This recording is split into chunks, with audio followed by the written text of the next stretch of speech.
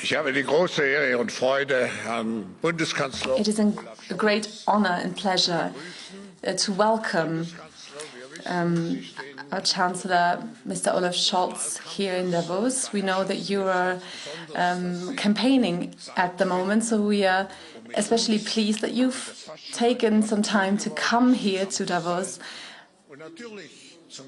to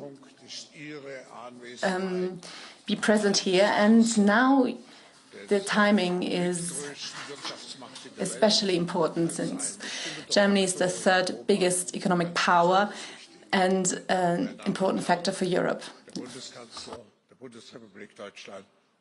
Ladies and gentlemen, the Chancellor of the Republic of Germany, Olaf Scholz.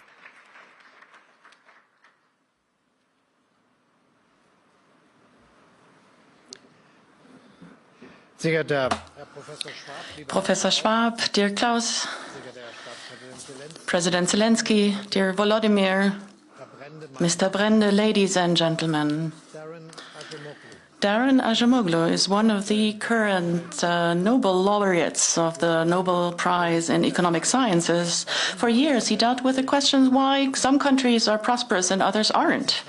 One key finding is this: in the long run, the path towards prosperity leads via strong and trustworthy institutions. So much on Daron Acemoglu. Of course, it's no coincidence that I quote him here and today, especially in this extremely dynamic era. It is important that we act prudently and predictively. We're seeing similar developments in all of our countries. Predictability, honesty, and reliability are having an increasingly difficult time. At the same time, our debates are permeated by black and white thinking, which promises simple solutions but is never able to deliver them, because the world out there is not going to turn blacker or more white, but rather more complicated and more complex. We're all confronted with unprecedented challenges. Sure, we are convinced of the benefits of strong institutions and states governed by the rule of law, but how do we protect them against internal and external attacks? Sure, we know about the correlation between predictability, trust, and prosperity, but how do we preserve this consensus and convince others of this?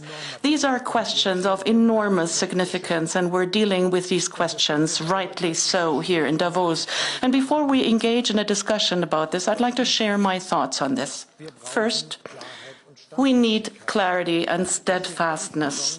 This holds especially true in questions pertaining to peace and security. We need to do everything in order to protect and preserve the fundamental principles of international order. And the most fundamental principle is the inviolability of borders. And by the way, this holds true everywhere and all over the place. Anyone who challenges this principle, challenges the international order as a whole, challenges peace and prosperity and around the globe.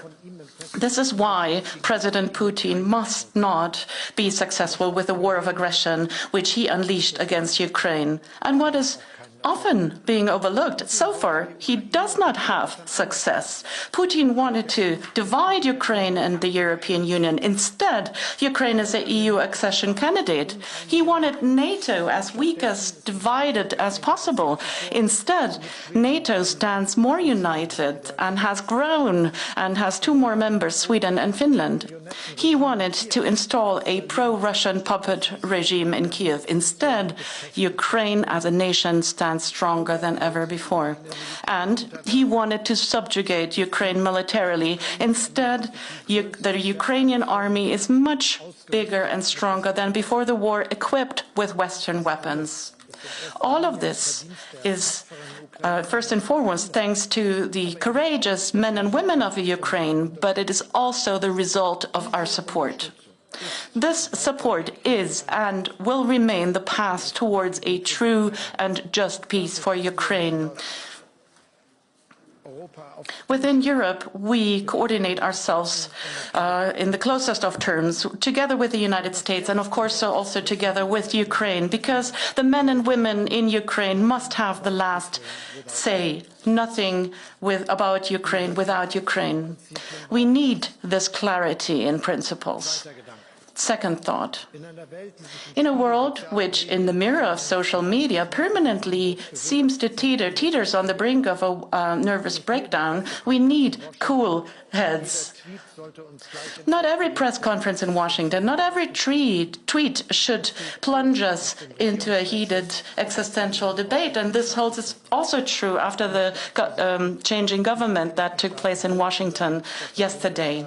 To be very clear, the United States are our closest ally outside of Europe, and I will do everything that it remains like that, because it is in our mutual interest, because the close cooperation between Europe and the US is indispensable for peace and security around the globe, and because our partnership is also an engine for a successful economic development.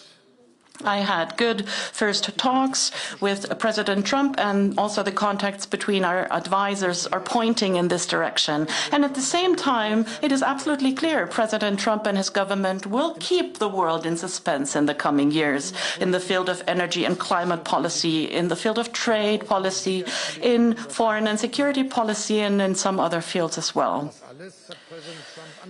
All of this has been announced by President Trump, and he reiterated this yesterday, and we are able and will be dealing with this without any excitement and indignation, but also without fake cozying up and telling them what they want to hear.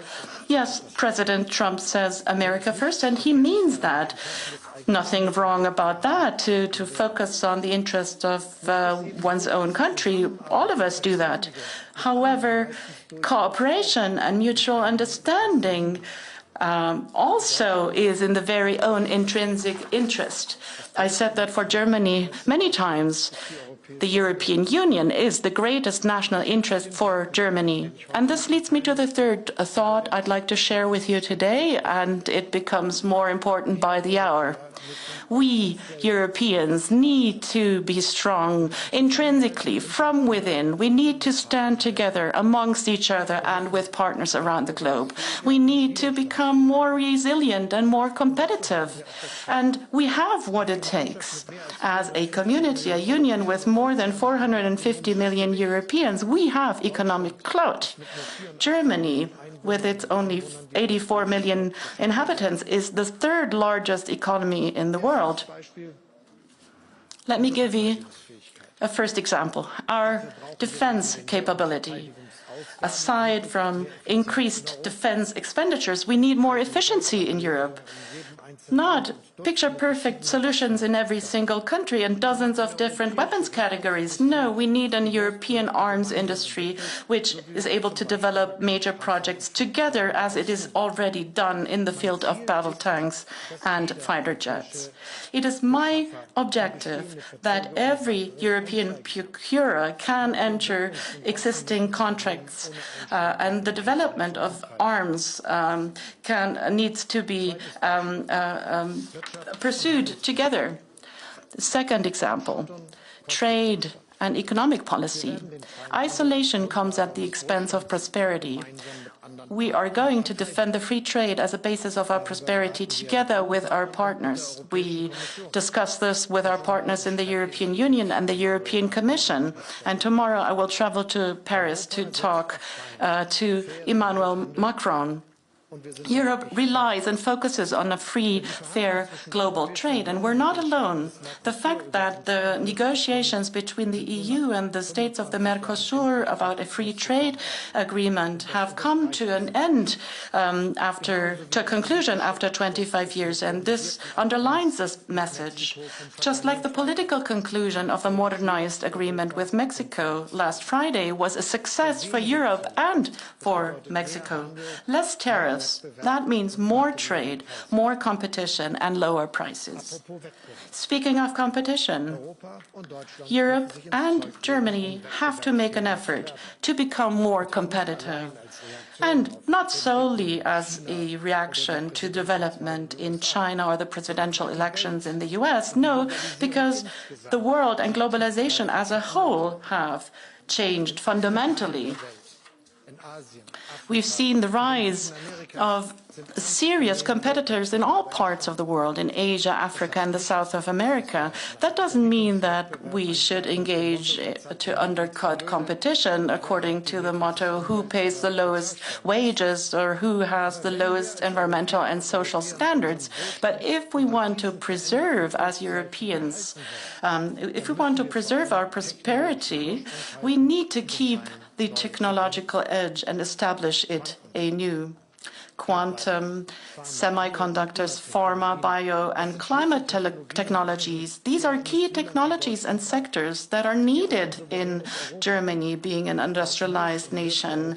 And a sovereign Europe needs that. And this is why we need to align and focus our policies in the European Union in the coming years, from competitive law, state aid law, industrial policies, financial policies, and a modern immigration law. All of this belongs together if we want to establish new and promote new growth in Europe. And it is possible. I agree with that, with Emmanuel Macron and others, also Commission President von der Leyen. Our companies need better financing options and capital for innovations. Many banks and international financial investors stand ready, but far too often they fail due to nationally organized capital markets in Europe. It is important to make substantial progress when it comes to deepening the capital markets union. It's not just some marginal expert topic here, but it is of crucial importance for the future of our competitiveness. Yes, it is important and crucial for the future of Europe. This entails also that the EU reduces excessive red tape and regulation. The Commission, the European Commission, promised that, and we are going to demand the new Commission to pursue this key task. Let me just give you one example. E-mobility is the future, no doubt about that. Anyone who suggests otherwise harms our industry. But it is also harmful when European car manufacturers have to pay fines to Brussels instead of being able to invest the money in clean energy and clean mobility. This is not helpful to anyone, at least the climate. We need pragmatic solutions, not ideological ones. And this is why I'm delighted that the Commission President has taken up my proposal to introduce Europe-wide harmonized purchase premiums for e-vehicles. Our aspiration in Europe has to be we make ourselves better. And it's crucial that Germany, as largest economy in the European Union, massively invests in its future. I'm thinking of private companies, small and large. I want to support them with a unbureaucratic Made in Germany bonus for investments. Quite quick, simple, and pragmatic. The state should support equipment investment by way of a 10% tax credit without elaborate applications and without bureaucrats giving a thumbs up or down on business ideas they hardly understand or understand less than the companies themselves, which bear the full risk after all. Investing in new technologies, equipment and machines are one thing. The other are investments in our substance, railroads, streets, bridges, electricity and heating grids, new housing and apartments. I proposed a Germany fund which should mobilize public and private capital for this. If there is an industrialized nation that is able to invest powerfully into its future, then it's Germany. The debt of all other G7 states lies significantly above 100% of the GDP. Germany decreases towards 60%. This is why I am in favor of a smart and targeted change of the debt rule in the German constitution. It's not my own idea. Many experts demand this and have been demanding this for many years, many here in this room as well. The IMF, Nobel laureates, business associations, trade unions, all of us ask us and tell us to urgently invest more in defense, in infrastructure, education, and secure and reliable and clean energy.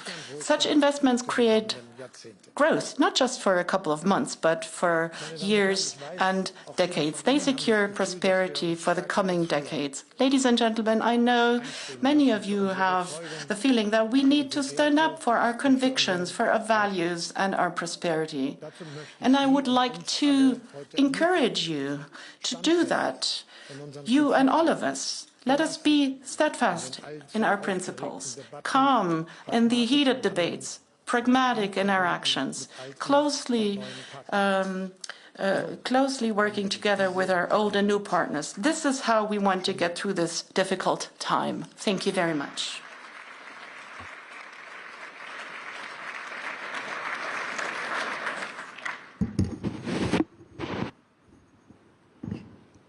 Herr Bundeskanzler, I think where the best is to follow up your presentation immediately with a discussion with the audience. So we have people who will rotate with the microphone.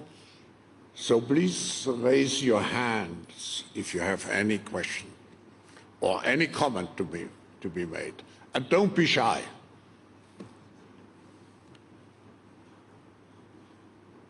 No.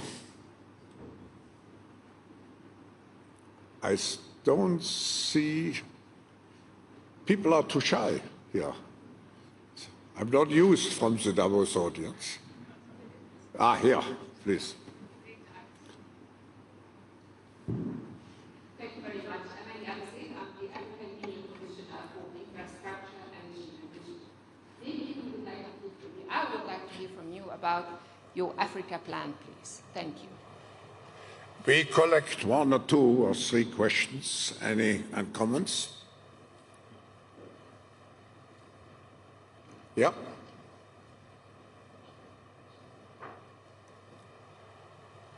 I'm Peter Wolodarski from Sweden, Dagens Nyheter. Last night we saw Elon Musk raising his hand at the festivities when the new president was inaugurated. What is your comment to that, Mr. Chancellor?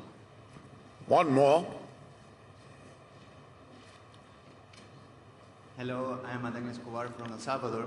I wanted to ask, what is the approach of the EU and Germany for collaboration with Latin America, and specifically with El Salvador? Thank you. Und Sie antworten mir das? Ja. So thank you for your questions. I try to answer to them. So first, about investment. I think it is necessary that we do a lot for raising the figures for investing more into infrastructure all over Europe, but also in Germany especially. And for making this feasible, I think we must develop our capacity for doing so. And this is why I discussed about different figures which we could use for enlarging investment in this kind. One is what I proposed as this special fund of Germany, Deutschlandfonds, which would give us the chance to combine private and public investment, also within the framework of the constitutional restraints in Germany, looking at investment from public money. And I think this will be very, very effective and gives us the chance to boost investment where it's needed. And the same is with the reform about the dealing with public debt in Germany, which I think is a good, moderate progress which we need in Germany, since it is it makes sense that we continue to have rules which are strict, but they must be more pragmatic so that we can do the necessary investments. I think for the European Union as a whole, it is necessary that we put together our strengths for boosting investment within the fiscal possibilities we already have. And I think there is a chance if we prioritize investment in this case. So on the question of the dealing of Elon Musk, I had a lot of things to comment in the past because he was discussing a lot about Europe. And just to repeat what I already said, we have the freedom of speech in Europe and in Germany. Everyone can say what he wants, even if he is a billionaire. And what we do not accept is if this is supporting extreme right positions. And that is what I would like to repeat again. And on the question of cooperation, I think Europe needs cooperation with every part of the world. We are willing to do this. And you know that there are a lot of strategies for increasing our cooperation. And there is a willingness, and this is why we so much support the idea of free trade and also of developing free trade agreements. I'm happy that we are now successful with Mexico and Mercosur, but I think it should be not the last ones we do. There are many regions which are working very hard to get this done, with India, with Indonesia, with Malaysia, with many, many other countries and regions. And I think this should be now be more successful as it was in the past. It will create wealth if we have more free trade agreements between the European Union and other countries and regions. Mr. Chancellor, if I may ask you a question, could you elaborate on your views related to strengthening European security? We are living in a very dangerous world. You mentioned NATO, but if you could enlighten us what you see as specific European efforts in this respect. First, NATO will be key for security also in the future, and the Transatlantic Partnership is key for security in Europe. And I will do everything, and we all in Europe together will do everything to maintain the good cooperation we have with our partners Transatlantic. And there are a lot of opportunities which we will have for a better security in the future. One aspect that changed in the past is that we all spend more for defense. I think nearly every country in Europe is now spending more than 2% of the GDP for defense, due to the fact that there is a threat to our security coming from Russia, which we really understand exactly after the aggression against Ukraine. And my view is that we should keep this, that those who have not reached the goal will do it very fast, and we should not forget that it was a big progress that Finland and Sweden joined NATO. When it comes to cooperation within Europe, I think there is a lot we can do, especially when it comes to defense industry. There is a possibility for the European Union to support industrial processes of investment into defense industry. But the more important aspect would be to support cooperation. I already spoke about the procurement. In my view, it is really not very useful that every of the 27 member states has to start again when it goes to buying tanks. If, for instance, one country already made a deal with a company, why not joining it? This would increase sales and make production cheaper, and this would really be to the benefit of everyone, as we know that there are 10 times more different sorts of weapons in Europe as in the United States, and this has an impact on scales for the production. So cooperating and easing cooperation with this way of procurement, I think, would make a big difference. We launched, for instance, the European Sky Shield initiative, which also aims for having larger scales in what is necessary for being successful with the new weapons we use there and the missiles that are involved. The same is with cooperation of companies. I mentioned this question too, and there should be not a competition regulation that hinders companies in the defense sector to develop together something they want to sell together. Mr. Chancellor, the theme of this meeting is the intelligent age. Now, the infrastructure for the intelligent age is a digital network a country has. And so sometimes the criticism that Germany is lagging behind in terms of its digital infrastructure. What do you intend to do to make sure that Germany and Europe become leading examples related to the infrastructure necessary for the intelligent age? It is necessary to increase investment, and since this is mostly private investment, we have to increase private investment into the infrastructure. There are different sectors we have to look at. One aspect is what is related to mobile communication.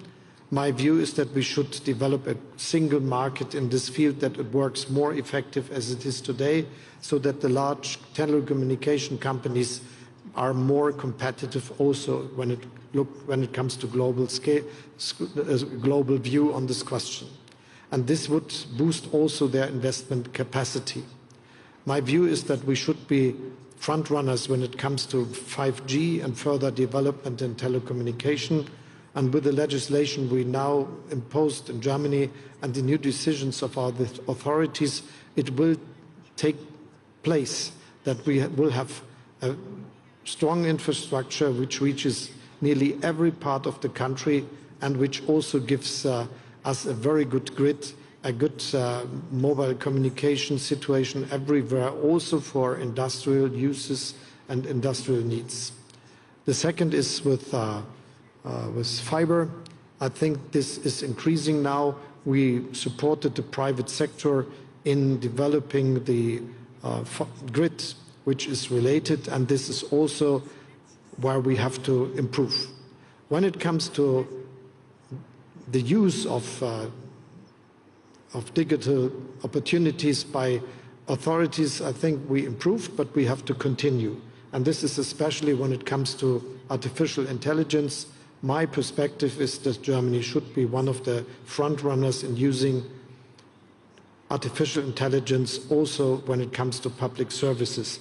There is a big market for others to offer us, but also we are very successful in creating opportunities for developing the technology. Let me just mention the question of health. We changed legislation on the use of digital data, which I think is now giving access to the biggest data resource for research for companies that are doing research in the pharmaceutical or medical sector. And I really see that there are now a lot of greenfield investments coming to Germany because of the new opportunities which are related to the new possibility to use data and digital infrastructure in Germany. Mr. Chancellor, we're coming towards the end, and maybe one last question. The motto which I presented this morning in my opening remarks for this meeting should be constructive optimism, or you would call it also pragmatic optimism. Now, could you summarize for us what makes you really optimistic for the future? Democracy, the people, and the opportunities we have when we are very much sticking to using the opportunities of the future. If it is artificial intelligence, if it is quantum computing, the newest technologies we have in biology and other fields, or for medicine, there are a lot of opportunities. We should use them. Let's face on the opportunities and not on the risks, which we also have to deal with, but I think the opportunities are our future. Thank you very much, Chancellor Scholz, and looking forward to seeing you.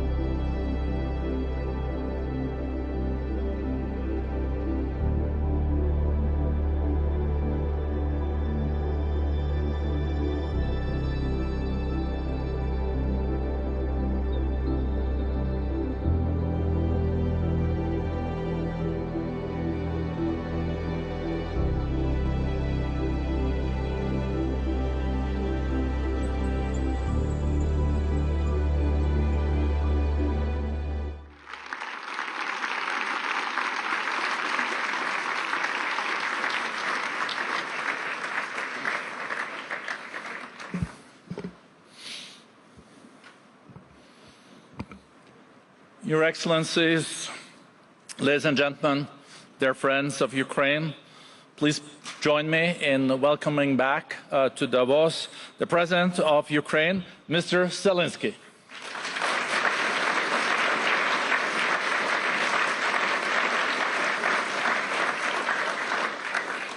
I think you can hear from the warm applause that people are very much looking forward to hearing you speak, Mr. President, but also to greet you in the warmest way, welcoming you back to our annual meeting. We are really now approaching 3 years since the beginning of the full-scale invasion of Ukraine, the largest European conflict since the Second World War. Nearly 1/5 of Ukraine's internationally recognized territory remains under occupation. The scale of human suffering since the 24th of February 2022 has been tragic. Almost 40% of your population requires humanitarian assistance. Millions face food insecurity. Deliberate attacks against your country's energy infrastructure expose Ukrainians to freezing temperatures. Attacks against civilian infrastructure, including schools, hospitals, have caused huge physical and mental harm on those that are most vulnerable. In the face of this tragedy, thanks for your leadership, Mr. President, you and your country remain steadfast. Your country remains firmly on the European path, having been granted EU candidate status. Mr. President, we truly hope that we will see the war come to an end in 2025 through a just and lasting peace that restores Ukraine's sovereignty, a peace that ensures future generations will never have to know the horrors of war. The world is eager to hear from you on what lies ahead for Ukraine in the coming year. Welcome back to Davos, Mr. President.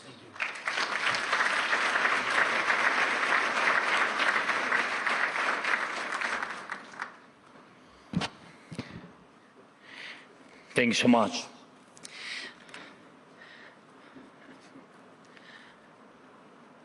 Ladies and gentlemen, I want to talk about the future of Europe with you, which basically means the future of most people here. Right now, all eyes are on Washington. But who's actually watching Europe at the moment? That's the key question for Europe, and it's not just about ideas, it's about people, first of all, about how they will live in a world that's constantly changing. 20 hours ago, President Trump's inauguration took place in Washington, and now everyone is waiting to see what he will do next. His first executive orders have already shown clear priorities. Most of the world's now thinking, so what's going to happen to their relationship with America? What will happen to alliances, to support, to trade? How does President Trump plan to end wars? But no one is asking these kinds of questions about Europe, and we need to be honest about that. When we in Europe look at the United States as our ally, it's clear they are an indispensable ally. In times of war, everyone worries, will the United States stay with them? And every ally worries about that. But does anyone in the United States worry that Europe might abandon them someday, might stop being their ally? The answer is no.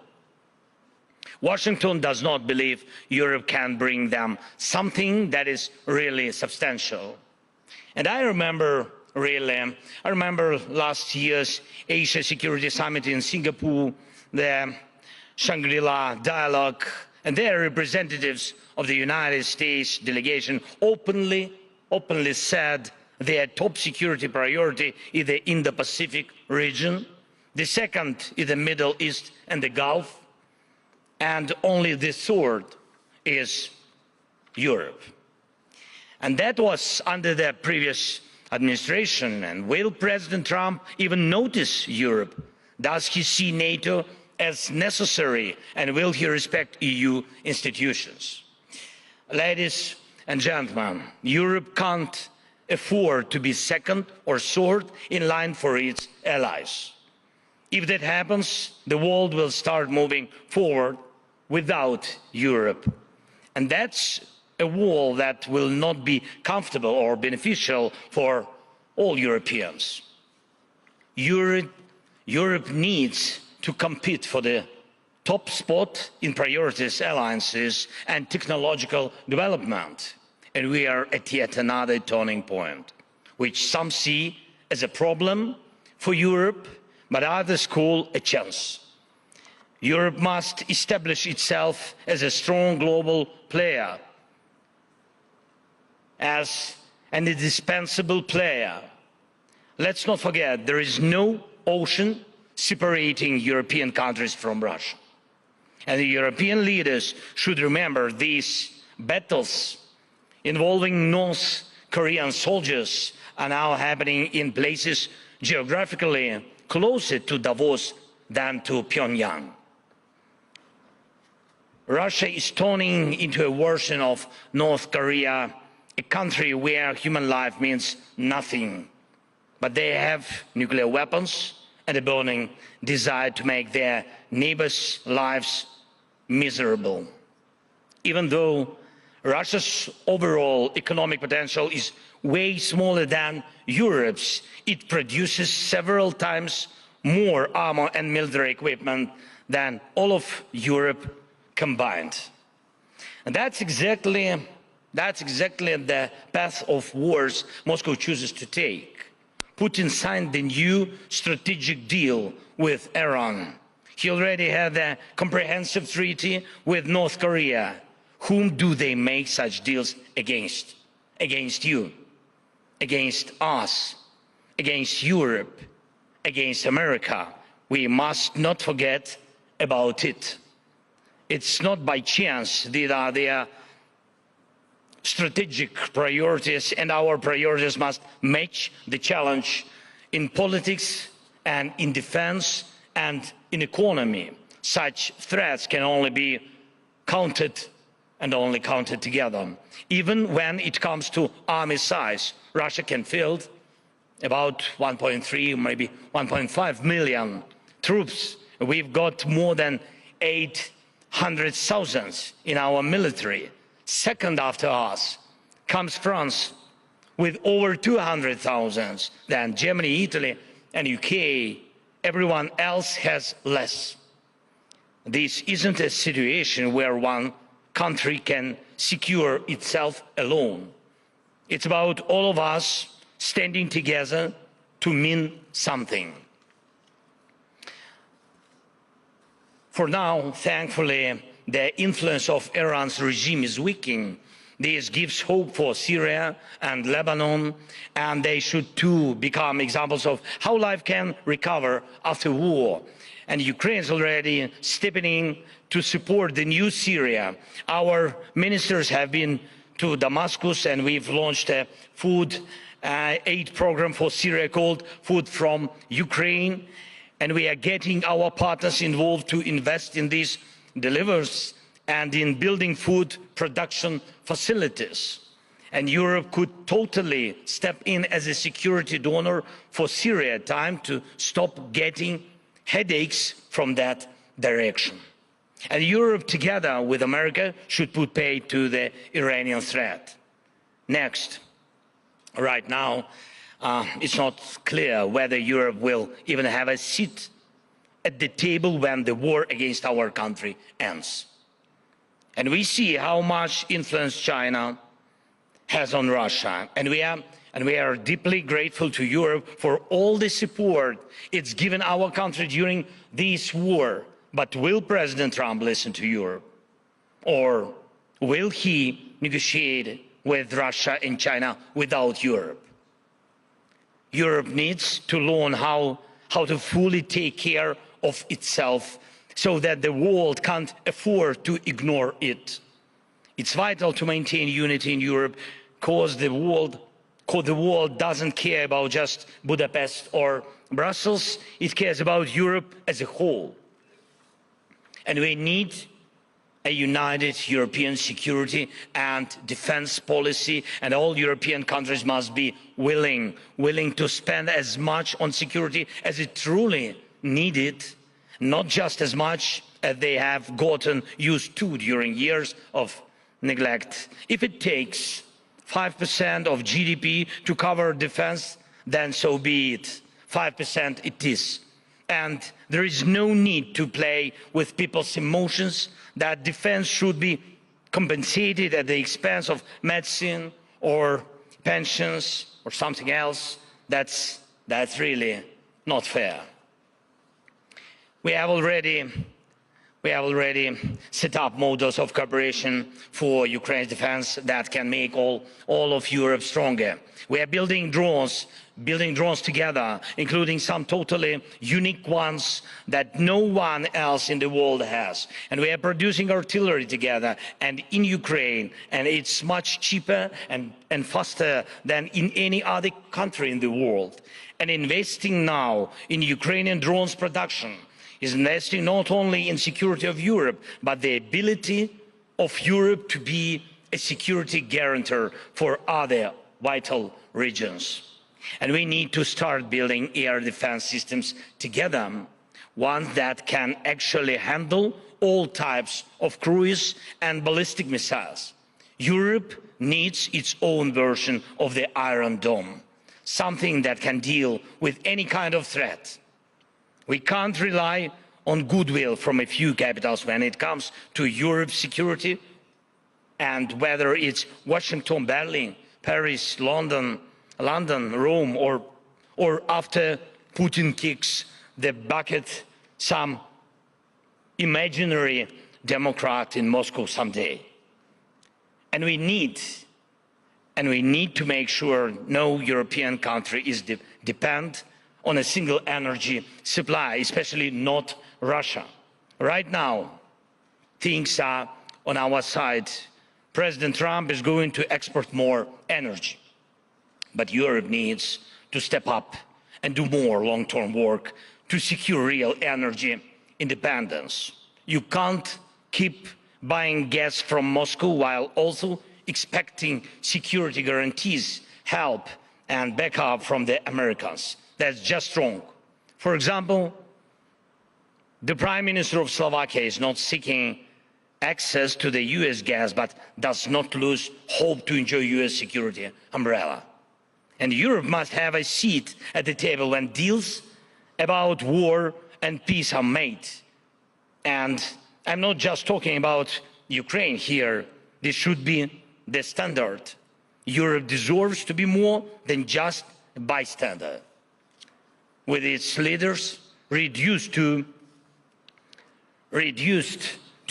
posting on X after an agreement has already been made. Europe needs to shape the terms of those deals.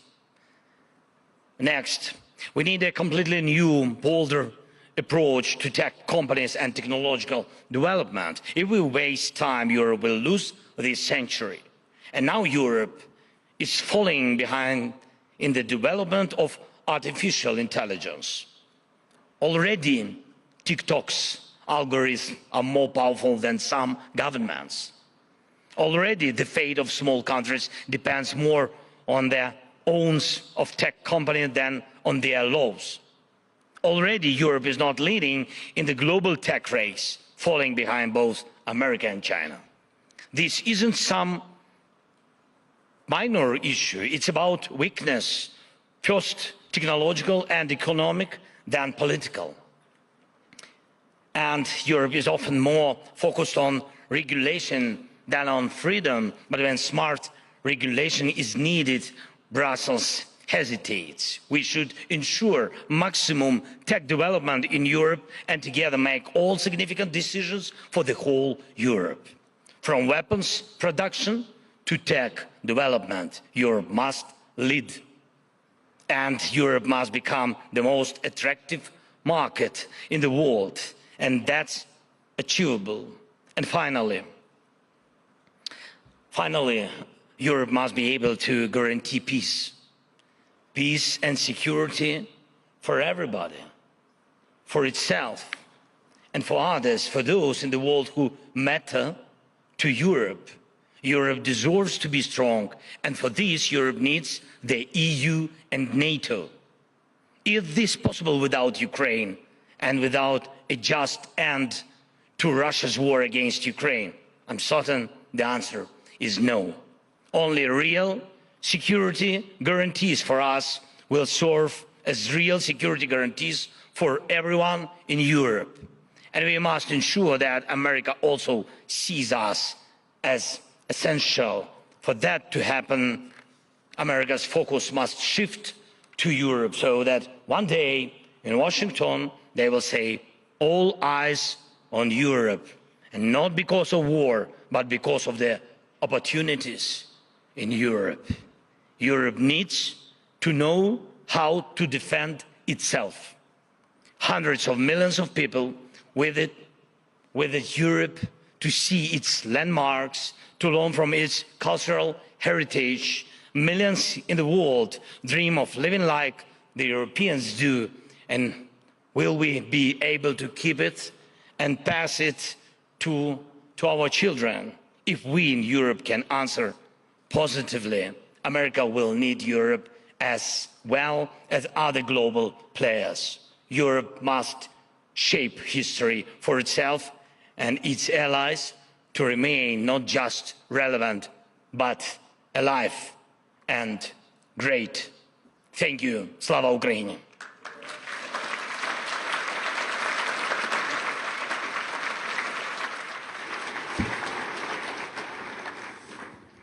Will you speak in English or in Ukrainian? Oh, if I can Ukrainian, if I can use Ukrainian, it's good. Your English is also becoming so good, huh? My Ukrainian is better. My Norwegian too. If you want to hear how it sounds. We are all in your hands. Thank you so much. Yeah. So I'm asking the question. So there is a headset. So give people time to take it on because they shouldn't miss any of the nuances in your answers. Thank you so much.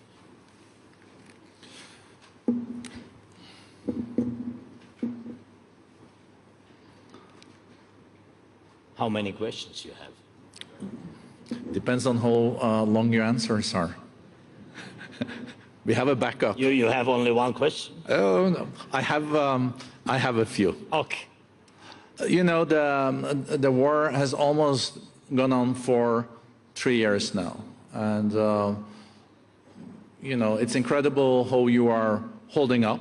But of course, the pressure has also increased, as you said, from Russia and their allies. I think we're all also wondering how your latest military strategy is, and also how the current state of hostilities are. You last summer decided to do the incursion of Kursk, the first time since the Second World War another country have taken a piece of Russia, but at the same time we know that Russia is pushing very hard in Donbass. So what is the current state of hostilities, and what is this part of the strategy that you can share with us here today? That's really not a simple question. No. If I'll answer with all the details, maybe it will be only one question. Really. But okay. Thank you for this question. First and foremost, I'd like to say that we are still in the Kursk region and our military is there. The Russian Federation lacked forces to push us out of there. Today they have more than 60,000 troops there, the Russian military, on that particular axis. Apart from that, there have been 12,000 North Koreans, 4,000 of whom have died. And that was Putin's strategy, to drag one more country into war. I'll be frank, I did not... He signed something with Iran, and we did not, for the moment, find anything prescribed in there that can drag Iran into war, but at the same time, I sincerely believe that Iran has been dragged into this war since they've started to hit our infrastructure, our hospitals, schools, with their long-range drones. And they have also issued licenses to produce those drones in the territory of Russia. So I'm very grateful to our military that they are on the Kursk axis and that they have dragged some of Russian forces from the east to that axis. And also Russia wanted to occupy the city of Kharkiv. And that region is at the moment under our control. The people are living there. It was very dangerous, the occupation of Kharkiv, because now approximately 1.5 million people live there. That is a lot of people, and they are shelling it, and the people there, when you look at them, it's just admiration, because they work there under shellings. You know, they are working, they do not leave their city, they are very patriotic, very strong. We are very grateful to them. So the Kharkiv operation failed, Putin's operation. We managed to stop them. Then he wanted to occupy territories in the north again. He started the invasion from the north, invasion to Kiev, almost 3 years ago, as you have mentioned. And here he wanted to start with the north again and to capture a big city of Sumy. And then we were forced to deliver a preventive blow on the Kursk axis, and we have created a buffer zone between the Russian forces and our city of Sumy. And that is why now Sumy is under our control. In the north, there are no Russian and North Korean troops. They are all pulled to that magnet to our military on the Kursk axis. In the east, we have a difficult situation. There is the biggest quantity of Russian forces, maybe the most well-trained. They are on the east. They are pushing on a daily basis. You know that we had a big problem with at first was the delay in the Congress voting for the support, then the supply was low on, and even the last year supplies, they are still on the go, I'll be frank with you. Yes, our guys are fighting, yes, everything is very uneasy there. On the other axes, the Russians have failed. What is the strategy? What is the strategy? Yes. From here. The strategy is that we must approach any sort of diplomacy that will lead, and I'm sure of that, to the end of the war. The issue is what this diplomacy will look like. If it is strong, and after this diplomacy and the negotiations, Ukraine has strong security guarantees that will prevent Putin from coming back with war again, then it will be a lasting, just, strong peace for Ukraine, for Europe, as I have said it, and to be honest, for America as well, for the whole world. But if the security guarantees are weak, if there is uncertainty and only words, then you will get from Russia also only words, and they will again come back with war.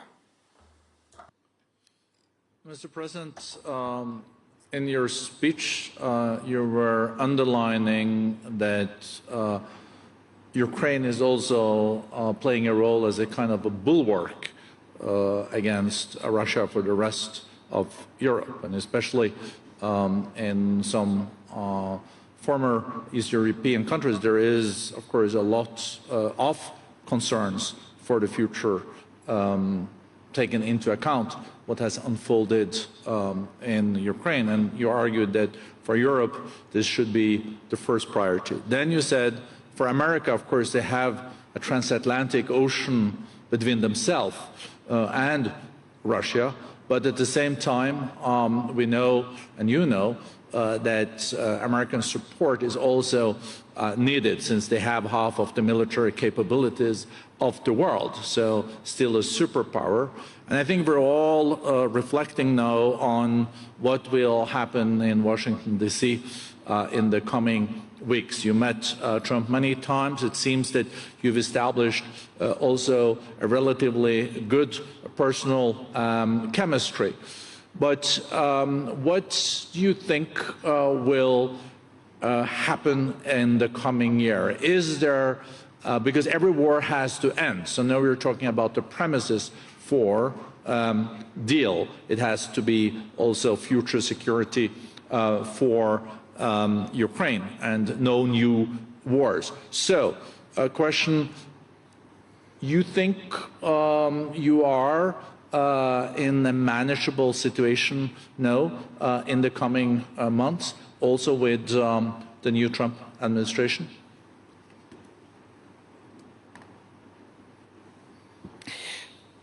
Thank you for the question. First and foremost, I would very much want that everybody understands where we and Russia have been in 2022, where we and Russia and America and Europe are now. It seems to me that this technical data is important to understand how and which support, how and what it influences, and what are the risks for everybody else. If we recall the full-scale invasion by Russian Federation in 2022, then we absolutely know that the Russian military contingent constituted around 200,000 personnel. They have come from the north with this contingent, with missiles, from the south, from the east, yes, but they had around estimation 200,000 plus the separatists that have and unfortunately still now control parts of the east. I mean regions Donetsk and Luhansk, the parts of these regions that they control. It was very difficult for us without anybody's help, and I am very much grateful that America and Europe have then stepped in. But you must know that as of now, 600,000, and to be precise, 100,000 Russian military troops are on the territory of Ukraine. So that is 3 times multiplied than the contingent that invaded us in the beginning of 2022. So if somebody says that there is enough of aid, please compare what was back then and what is going on now. Back then, the America's aid was around 90%. Now, what our military has on the battlefield is 40% of Ukrainian-made supplies,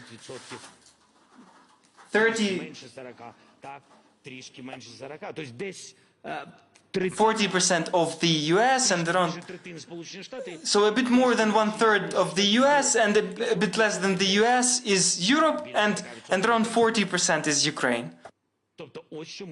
So that is what we have now, and that is a huge difference. And when somebody is saying, how are you holding on? We hold on because of the serious increase of domestic production, and increase in production in Europe, and also increase in production in the United States of America. But that is not sufficient, because we have multiplied our increases. Europe did not follow such tempo, and I have underscored it in the speech. So it is very important to understand where we are, how to hold on without aid, and what Putin will do. Now look what he can do if there are no clear, strong security guarantees. He increased his production by multiple times as well. And I have given this example. He has more than 30 factories in military sector. Europe has 45, but he is producing almost 2 times more than Europe. So you understand that he is investing everything. He is investing everything into it. But Europe is not investing sufficiently. And that is also a fact. Despite the fact that Europe has more technological capabilities, that is not taken into account the United States.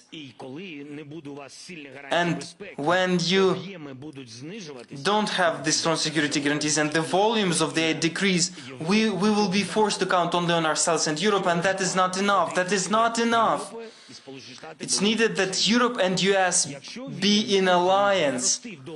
If he, Putin, increased his military grouping to more than 600,000 troops, how do you think, if there are no strong security guarantees, no NATO, no military contingent deployed, no long-range weaponry, no weapons on the territory of Ukraine, how do you think, if Putin comes back, he will definitely come back with the army 10 times more than the grouping he had in the very beginning of 2022, because it is already almost 4.5 times more than it was. And when he comes back with this grouping, why will he come back? For the full occupation of the countries that are former republics of the USSR, that is number one, and then he will do what he has done with our Crimea. He will be coming to other EU and NATO countries to stand there, to do these or certain, to issue these or those ultimatums, to make demands to the countries.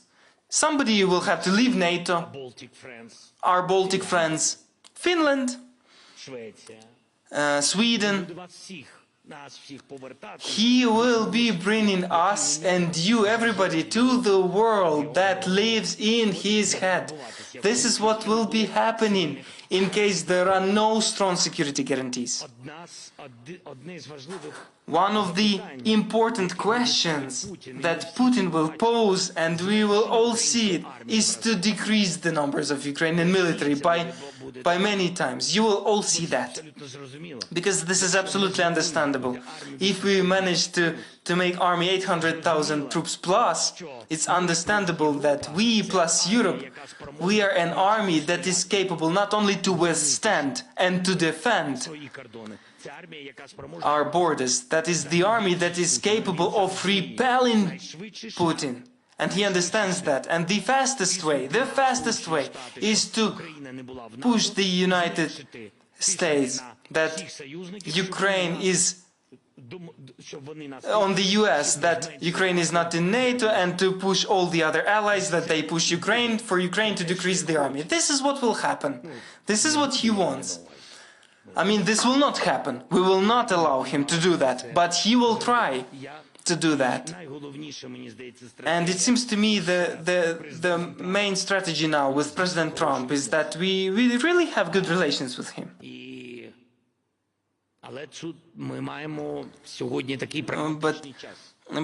But we nowadays have pragmatic times, and for us it is very important that excessive voices that are sometimes around President Trump delivering disinformation or pro-Russian messages, for us it is very important that Europe is loud, so that there are more voices around Trump, so that he clearly understands the details and the risks that can be in the future, and very fast. Trump, he told me, and he later publicly stated it, he will be doing everything to end the war this year. And I told him that we are your partner. We have this war in our territory. We know all the painful points. We understand how painful it is for us.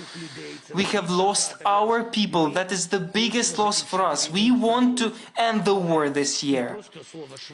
But not only with the word rapidly, but justly, first and foremost, in a reliable manner, for Ukrainians to come back home, to live in security, to work. And it seems to me that this is the most important thing. At least we'll be doing everything for it.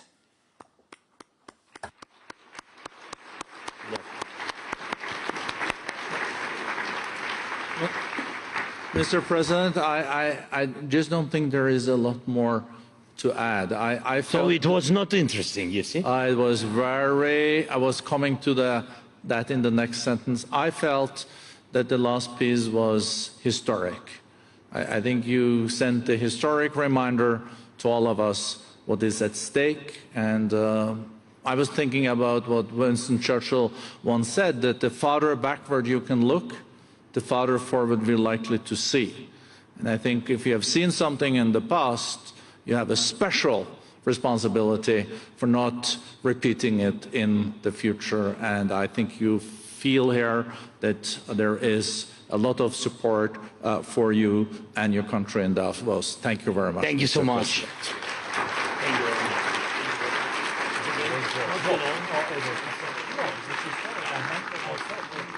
Thank you.